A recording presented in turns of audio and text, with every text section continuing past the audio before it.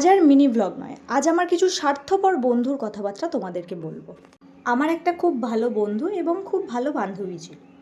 তো আমার বন্ধুর গার্লফ্রেন্ড, আমার বন্ধুর সঙ্গে যে আমি ঘুরি সেটা তার পছন্দ ছিল না, হয়তো, আমি ঠিক জানি না, হয়তো তার পছন্দ ছিল না, তো সেটা আমাকে কখনো সে ডাইরেক্ট বলেনি।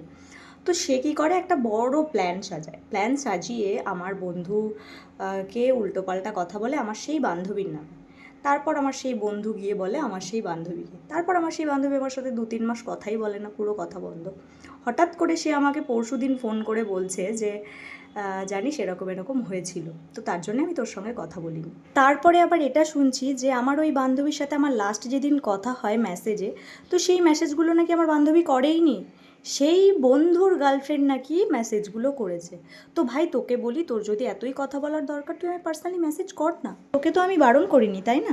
এই কথাটা আমি এই কারণেই সোশ্যাল মিডিয়াতে এখন এইভাবে পোস্ট করছি, যেহেতু আমার তাদের সাথে কোনো যোগাযোগ নেই, অথচ তারা আমার সব ভিডিও স্টোরি সবই দেখে, তাই ভাবলাম এইভাবেই বলা যাক।